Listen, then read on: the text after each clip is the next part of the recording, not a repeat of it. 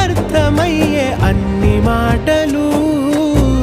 ముందు లేని ఆనవాలు లేనిపోని కారణాలు కొత్త కొత్త ఓనమాలు ఎన్ని మాయలు